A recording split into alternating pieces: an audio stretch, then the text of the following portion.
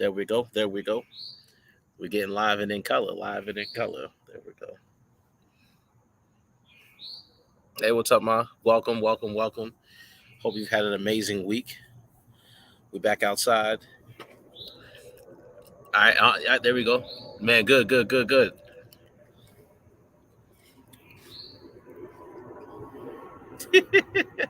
What's up, Ma? We'll give the people a few moments, not a few minutes, a few moments to come on in here. If you haven't already, go on and share it with your followers, with your friends, with the peeps that may find what we are about to get into. Oh, while I'm talking, but tonight's topic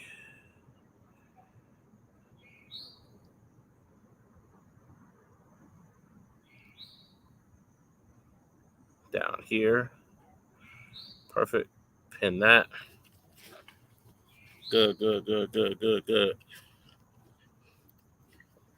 Oof. Outside tonight and I'm itchy. Jesus. Put bug spray on and everything, but let's see what we got. Okay. Cool. Happy Friday Eve again. Hope the week has been well. Quickly, let's do a sound check just to tap in. If you can hear me, just go ahead and send some hearts up after you got done sharing. This is a good one tonight, man. I gave my wife a sneak peek into the lesson, and she was just like, "Man, I cannot wait." So I don't for listen. It's gonna be who it's for, right? Um, but for those who are in here tonight, this is gonna be a good one. This is gonna be a good one. I'm not competing against Thursday night football just yet.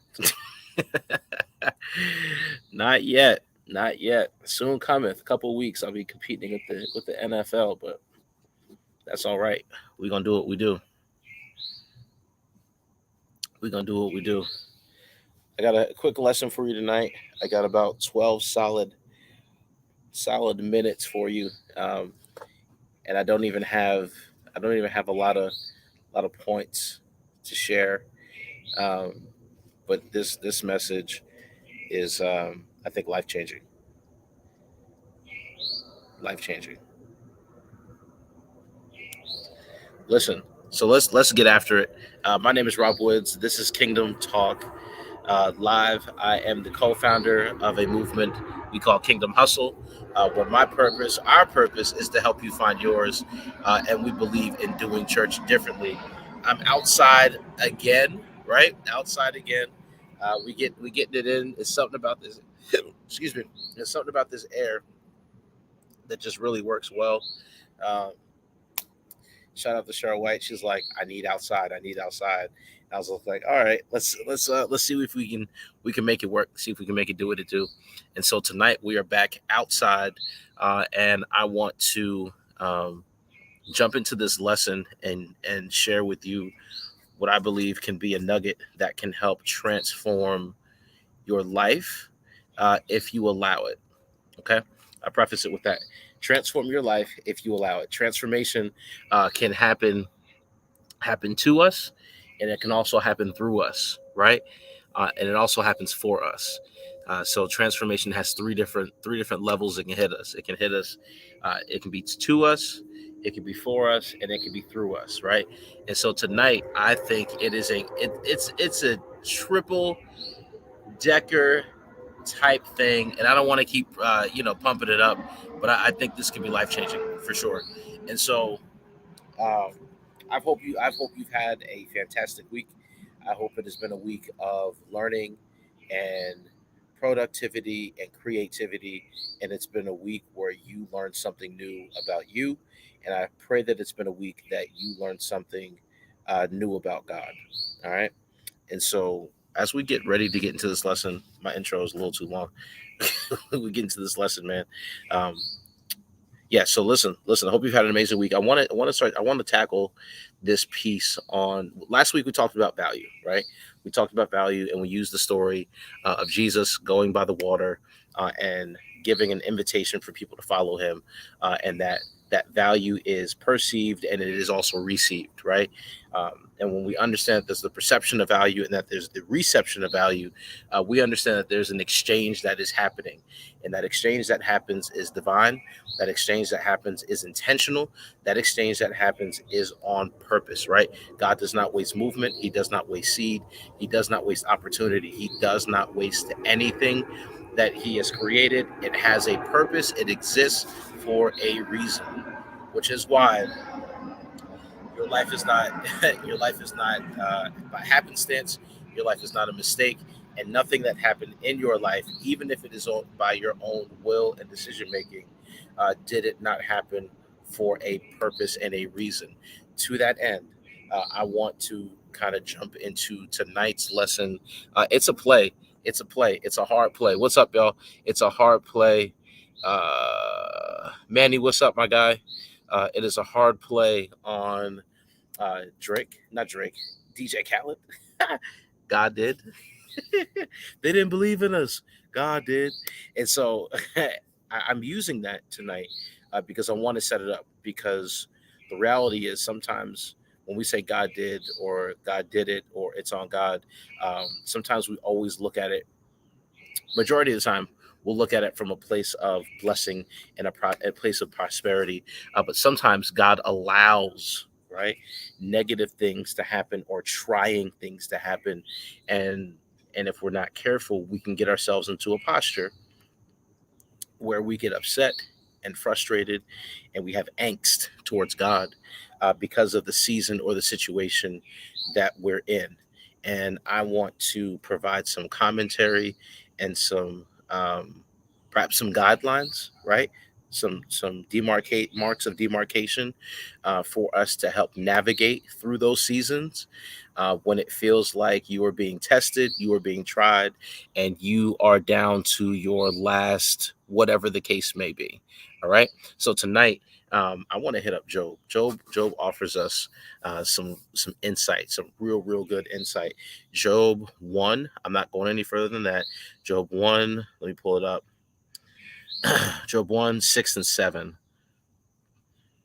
6, 7, and 8. We'll use three verses there tonight. Welcome. Well, hey, for those who are just joining us, this is Kingdom Talk Live. My name is Rob Woods, the one of the co-founders of Kingdom Hustle. Where is it a move? It is a movement. You hear me? It is a movement where our purpose is to help you find yours, where we do church differently. So tonight is our, for lack of a better word, our Bible study, our group think, our community gathering, where we go through the scriptures and we find relevant water. We draw relevant water from the scriptures and try to apply it to our lives, right? We try to be better. That's what we try to do. Okay, so Job 1, 6, 7, and 8. Very familiar passage of scripture. I'll read it this way. Now there was a day when the sons of God came to present themselves before the Lord, and Satan also came among them, and the Lord said to Satan, "From where do you come?" So Satan answered the Lord and said, "From going to and fro on the earth, and from walking back and forth on it." Verse 8 says, Then the Lord said to Satan, "Have you considered my servant Job, that there is none like him on the earth, a blameless and upright man, one who fears God and shuns evil?" I got to read it, got to read 9. And so Satan answered the Lord and said, "Does Job fear God for nothing? Have you not made a hedge around him, around his household, and around all that he has on every side? You've got him, you've blessed the work of his hands, and his possessions have increased in the land. But now stretch forth your hand and touch all that he has, and he will surely curse you to your face." And the Lord said to Satan, "Behold, all that he has is in your power. Only do not lay a hand on his person or soul." So Satan went out from the presence of the Lord. Hey, what's up, y'all? Welcome to Kingdom Talk Live. Name is Rob Woods. This is our Bible study. We're getting after it tonight.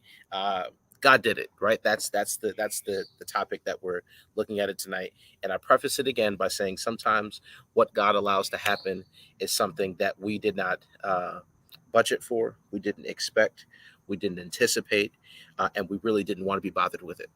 Okay, let's talk about that. Sometimes God allows things to happen to us. I said before, transformation happens three ways. It happens to us, it happens for us, and then it happens through us. Okay. And so transformation can come in those different pockets, or those different opportunities. And tonight, I want to focus on our good friend Job, because Job is an example of perseverance. Job's story, his life, is an example of the accumulation of great possessions and the loss of it. And how do we manage when we lose things? Okay. How do we manage those seasons? What's up, Cheryl? What's up, Mimi? Welcome, y'all. How do we manage those seasons where we get what we didn't pray for? Whew, I think that's good.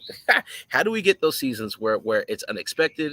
We didn't ask for the car to break down. We didn't ask for the marriage to fall apart. We did not ask for our friends to betray us. We did not ask to be furloughed. We did not ask to be laid off. We didn't ask for family to get fickle. We did not ask for money to get funny, change to get strange. How do we handle life when we get what it is that we did not ask for? And so Job paints a very good picture. I told you, okay, 12 minutes. Job paints a very clear picture. God uses Job's life. And what I want to highlight is that there is a conversation, because God is creator of everything, right? And Satan's relationship with God is one of a fallen angel. And so Satan has, while God has dominion over everything, Satan is prince over the air. And so that which goes on upon the earth, right? Satan has purview of, he has access to, he can see it, right? And so his job is to roam. It is to, I dare say, frolic. It is to go back and forth, seeing what's happening, right? Seeing what's happening. So he's observing, and so this meeting takes place, and God's there. Angels are there. The angelic hosts are there, and Satan shows up, and God asks Satan the question. Where are you coming from? And he notice this, he doesn't ask him what he's doing, because God always understands that Satan is on his assignment, that he knows that he's stealing, he's killing, he's destroying. The same three moves that we continue, that y'all hear me talk about, that Satan only has three moves, that he is the he is he has he what he excuse me, those three moves, let's be clear: he steals, he kills, and he destroys. Those are the three things that Satan does, and it may not happen all at the same time, but they're the same three moves that he rinses and repeats. Do y'all hear me? And and so when we get hip to what it is that Satan is doing, right? We understand his devices, and we understand his moves. So we as we grow in wisdom and in knowledge of who God is in our lives, and who the adversary is in terms of knocking us off, or knocking us off path from what God wants to do in our lives, then the hurdles and the obstacles don't become as difficult to overcome. Hey, what's up, y'all? Welcome, welcome, welcome, welcome, welcome, welcome. Listen. And so God has this conversation with Satan. I'm trying to get there. God has this conversation with Satan. He says, "Where are you coming from?" Because God understands Satan is always on his job. He's going to do his job. He's going to do his work, right? And so he says, "Where are you coming from?" And he doesn't ask what is he doing, because he understands what it is. And then God says this: "Have you considered?" And that's where I'm putting my tent tonight. Have you considered my servant Job? Have you considered him? Have you made? I'm giving Job as a recommendation, since you're walking around, right, seeking whom it may be that you can devour. Whose life are you looking to disrupt, right? Whose life are you trying to disrupt? And because I know this is God talking to Satan, and because I know that your job is to disrupt the equilibrium of the saints, I understand that you need somebody to disrupt. And so I'm going to ask you where it is that you're coming from, because I need to know who I can expect to be praying for relief, who's going to be asking for my help. This is God's perspective. This is God's perspective. My imagination of God's perspective. Who's asking for help? Who's going to be calling my name? And who's going to be trying to figure it out on their own? In other words, I need to know where the damage is going to be done, so I can understand where it is that I need to be. And so God says, if you're going to wreck anybody's life, let me give you one of my best. Have you considered my servant Job? Do y'all hear me? God says, "Have you considered my servant Job?" And Satan comes back. He says, He doesn't say that he has considered. He says, "You got a hedge around him." In other words, you got him in protective custody. So in other words, I went around his property. I went around his life, but because he was protected, I couldn't get to him. And for some of us, right? For some of us, Satan has been sniffing, he's been circling, and you've been feeling uh, the attacks, whether it is anxiety on a Tuesday or trouble on your job or you trying to figure out how to manage your finances. I want to tell you tonight that that is Satan sniffing around your camp, seeking how he can disrupt and distract you from the work at hand. If that makes sense, y'all send some hearts up. Let me know I'm not in here by myself tonight. Send some hearts up. Let me know you're there. And so, smoke signal, right? I need to. God makes a recommendation for Job. There we go. Thank you. God makes the recommendation for Job to be tried. And that's some of our testimony right there. That God, because God can trust you, right? Because God can trust you with good times, right? Can God trust you in bad times? I'm gonna jump to my point. I want to jump to my point. What God ends up doing with Job's life, and this is my only thing tonight. What God ends up doing with Job's life is oh, I thought I had much of a more of a build up. I don't. It's so simple. What God does is negotiates with Satan and uses Job as leverage. I told you we talk faith, we talk business, we talk insight, we talk wisdom, right? And so let's go business real quick. What God does with Job's life and all of the possessions that he gave to Job is he puts it on the table of negotiation and uses Job's life as leverage. Oh my gosh. He uses Job's life as leverage because Job ends up losing all of his possessions, is afflicted. His wife turns to him and says, "Why don't you just curse God and die?" I'm going through the book. His friends show up, tell him that he's done something absolutely wrong. Why don't he just repent? Right? Um, and just admit his wrongdoing. And it seems as if God remains silent. But God God uses Job's life as leverage. What happens when God uses your life as leverage?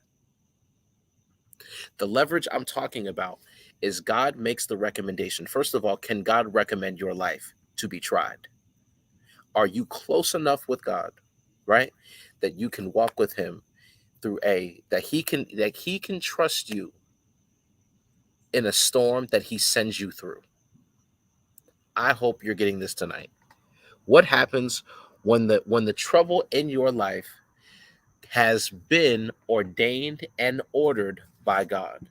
Sometimes we okay. Sometimes we point the finger and we say, "Yeah, Satan's on my trail. He's on my heels. He's on my track.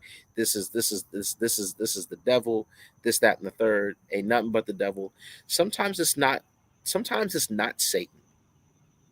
Sometimes it's God allowing Satan to try you, to test you, to tempt you, to see if you're going to fall. And so one of my things tonight is, can God try your life?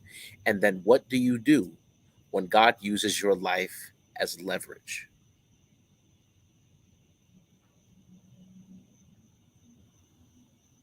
What do you do when God uses your life? So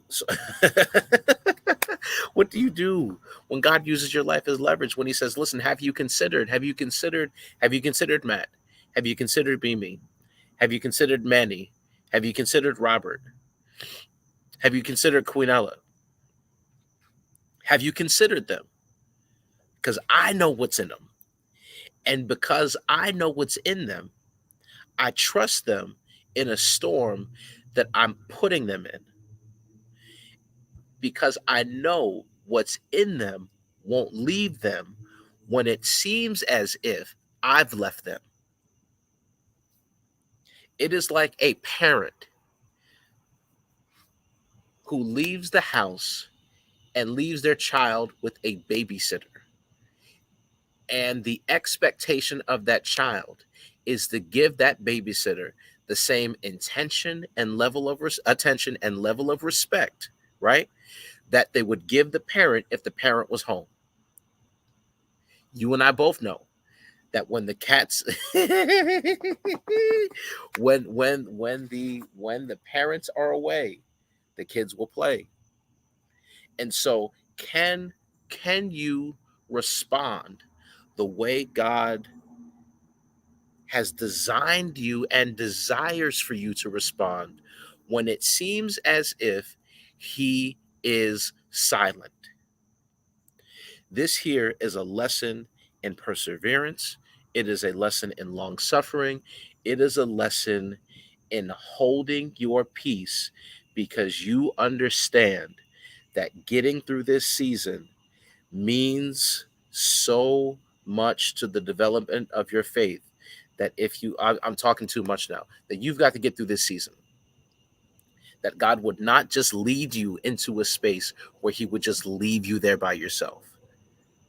You don't serve that kind of God. We don't have that kind of God. God makes the recommendation. He raises his hand and says, "Have you considered Job? I know what I gave him, and I know what's in him, and I trust him. I trust him. I know his children are gone. I know his house is gone. I know his possessions are gone. I know what you're going to do. I know that there's going to be serious collateral damage after you get done, Satan.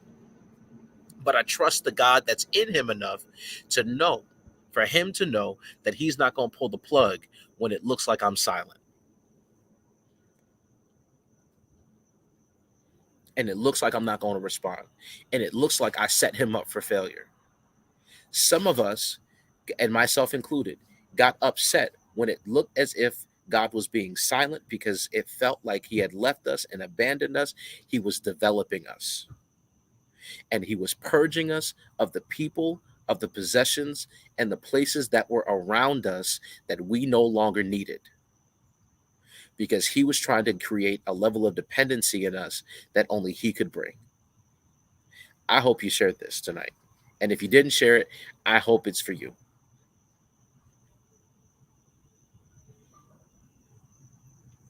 What happens when God uses your life as leverage? Because he wants to show you off, because he trusts the God that's within you, because he's the God that lives within.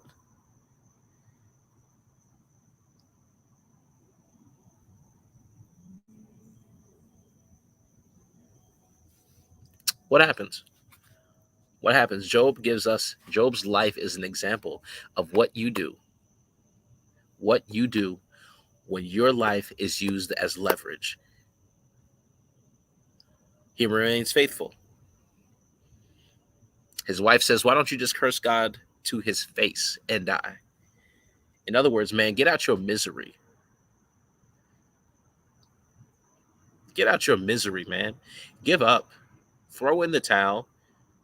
Take the L and get up on out of here. Because I'm tired of looking at your suffering.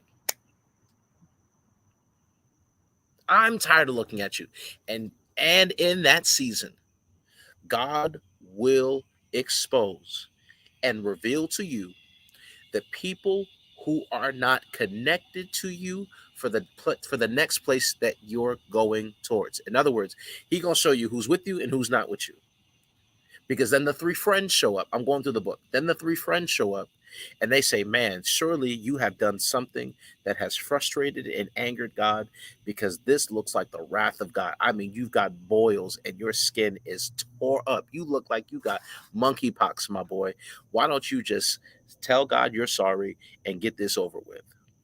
Again, Job's expression of his faith. Listen, naked I came, naked shall I leave, right? The Lord giveth and the Lord taketh away. Blessed be the name of the Lord. That Job is locked in to who God is, even in the season where it feels like God has left him. And so you've got to hold on to your God given identity when it seems as if God is not present with you. For his word declares, I'll never leave you nor forsake you. New Testament. That's his promise. That is an unconditional promise. So Job remains faithful, right? He remains faithful. Um, he remains steadfast, and he remains committed, right? Because he says later in some chapters later, I know that my Redeemer liveth. And so I hold on to my faith and I hold on to my confession, right? And then as I hold on to my confession, I'm rooted in my commitment and knowing who God is, regardless of what's going on. Job also has a moment of humanity where he begins all of that's going on around him between his wife and his friend showing up and losing his children, losing all of his possessions. He gets a bit of an attitude with God, and he wants to have a bit of a dialogue with him and ask some questions, right? I think when you have a healthy relationship with the Creator, you ought to be able to ask some questions. I know old school saints will say you shouldn't question God.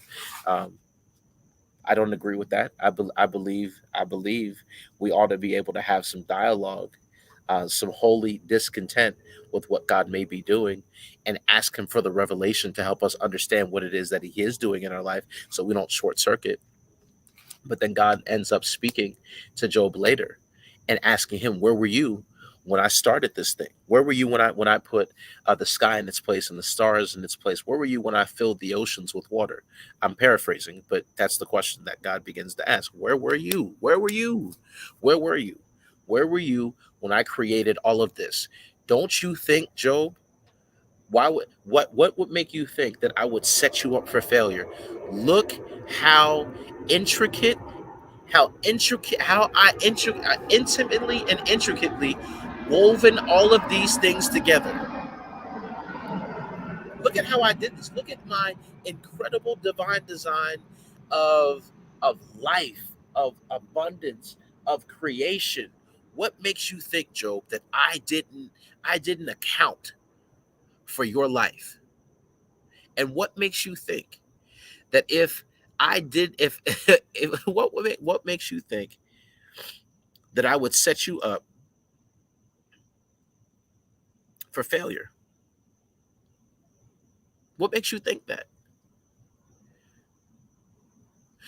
I'm committed to every leaf, every blade of grass, every insect I put in its place. Don't you think I have a plan for your life? Jeremiah 29:11. I know the thoughts that I think towards you, saith the Lord. Thoughts to prosper, bring you peace. Thoughts of to bring you to an expected end. I've got the plan. What's up, y'all? I've got the plan. I've got the plan. God is committed to your life so much so that He sets the end before the beginning, hits rewind, and then places you there for you to live your life. Thank y'all for sharing tonight. That means so much to me.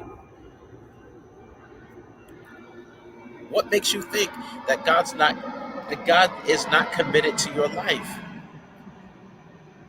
when the birds of the air are taken care of, when the grass is taken care of, when the trees are taken care of? Yeah, my question tonight is, what happens? How do you respond when God uses your life as leverage? In other words, how do you view suffering when the suffering is happening to you? Let's make that plain. How do you view suffering when suffering is happening to you and it's inconvenient? And it's easy to cuss God out. And it's easy to cuss his people out. And it's easy to have an attitude with God. Do you not consider that God thinks so much of you that he would make a recommendation to Satan, that he would try your life, that he would send the storm, that he would send a pandemic, that he would send furlough, that he would send doubt and anxiety and fear and disbelief your way to see how you would respond? I'm teaching tonight. Find it not strange. Count it all joy, James says, when you fall into diverse temptations, knowing that the testing of your faith worketh patience. but let patience have her perfect work, that you be full, lacking nothing. So the this ease that you have, right, about what it is that you may be going through or what it is that you have gone through, I want to change your lens of perspective tonight. I want you to see how God allowed those things to happen. Not because he was angry with you, not because uh, you feel like you were living in disobedience. Sometimes it may be disobedience, but sometimes, right? Sometimes God allows it to happen because he's using it for his glory. And when God leverages the life of Job, he's leveraging the life of Job because he needs somebody to see. And there needs to be a narrative and a story that somebody can see that you can have so much, lose it all, and God still be a restorer.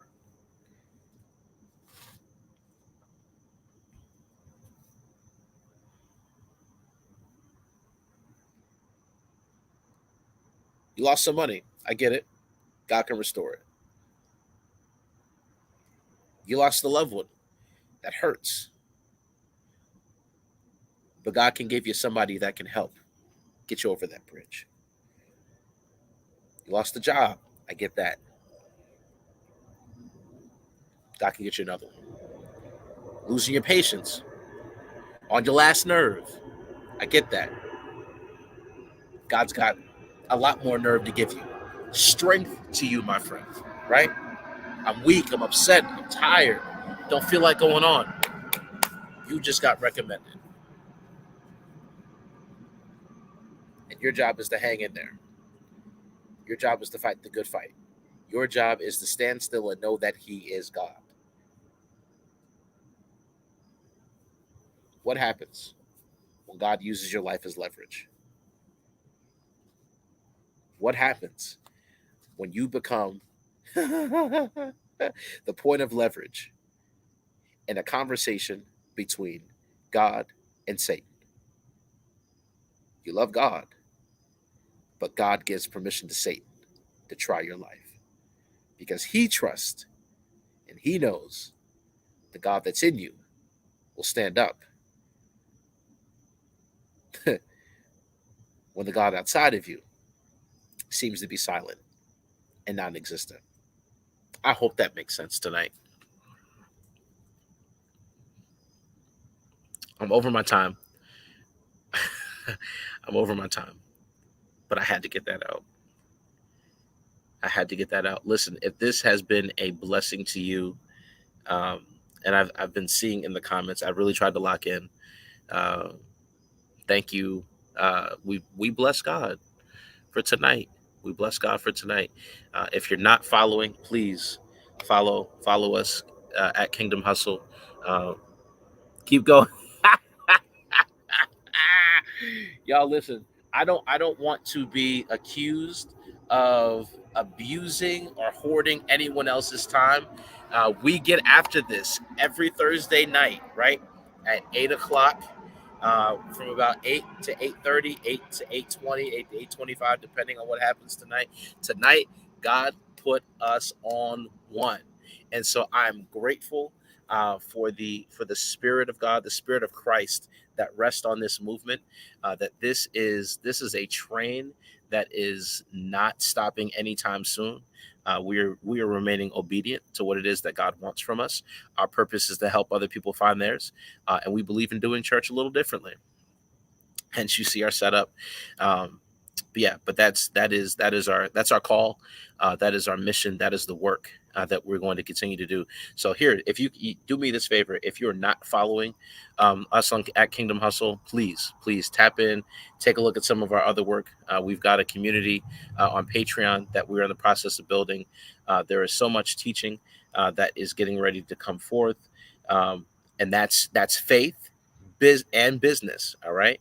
I'm an entrepreneur as well. My wife and I are entrepreneurs, as well as some ministry leaders, and so we believe um, that you got to know how to make some tents, and put some tables together, right? If Jesus is a carpenter and Paul's a tent maker, so we gonna get after it as well. And so yeah, we've got our community on Patreon. The link is in our bio.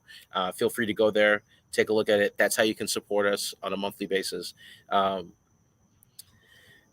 and really, how you can support us, man, is to engage with our content just like you're doing tonight, sharing the lives just like you're doing tonight, and tapping in with us and seeing what it is that we have that offers value to you, and that value can be found with others. I see my wife down there putting, yeah, we've got a YouTube channel as well, Kingdom Hustle.